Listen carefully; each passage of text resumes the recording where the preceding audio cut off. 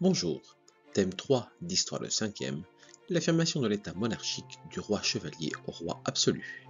Première partie, l'affirmation du pouvoir des premiers Capétiens. En 987, Hugues Capet est élu par ses pairs roi de France. C'est le début d'une nouvelle dynastie de rois, les Capétiens. Tous les rois de France sont sacrés. C'est une cérémonie religieuse au cours de laquelle l'Église couronne un souverain et en fait une personne sacrée particulière. Le pouvoir en France est donc détenu par un roi. C'est une monarchie, c'est un régime politique dirigé par une seule personne, un roi héréditaire, c'est-à-dire la couronne, il la tient de son père, et il la transmettra à son fils. La dynastie capétienne va s'affirmer sur le trône de France. Pendant 4 siècles, la couronne va passer de père en fils sans interruption. Si Hugues Capet est bien le roi, il possède en propre qu'un tout petit territoire autour d'Orléans et de Paris. Philippe Auguste va considérablement agrandir et continuer l'œuvre de ses prédécesseurs pour le domaine royal. À sa mort, le roi est le premier des seigneurs en termes de possession. Il fait de Paris sa capitale et y installe son trésor et surtout ses archives. Le pouvoir du roi est avant tout militaire, c'est un chef de guerre, mais il s'impose comme étant le seul à pouvoir lever l'impôt et être le dernier recours en termes de justice. La monarchie française va connaître de graves difficultés pendant la guerre de Cent Ans qui va les opposer aux Anglais qui réclament la couronne de France. Mais victorieuse, elle en sort grandie, s'affirmant sur la quasi-totalité du territoire, et avec une administration, une organisation bien plus efficace. L'État monarchique a su s'imposer.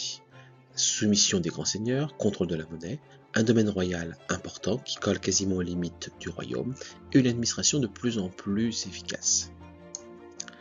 Deuxième partie, François Ier, le prince de la Renaissance. Marignan 1515. Pour ses 21 ans, François Ier remporte en Italie une victoire éclatante. Ce sera sans doute la plus grande victoire aussi de François Ier. Elle va imposer une aura du roi en Europe extrêmement puissante. Jamais depuis longtemps monarque n'avait connu pareille popularité en France. Le jeune roi chevalier inaugure un règne fastueux qui durera 32 ans. François Ier reste et demeure l'image du prince de la Renaissance. C'est le mécène par excellence, c'est l'homme qui apporte en France le goût de l'Italie.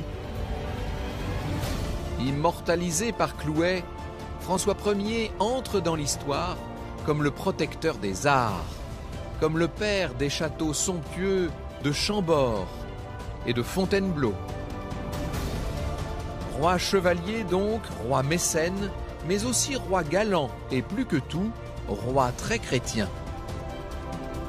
François Ier réaffirme son pouvoir sur les grands seigneurs et il est le premier à se faire appeler Majesté, terme exprimant la grandeur royale et invitant à l'admiration au respect du roi.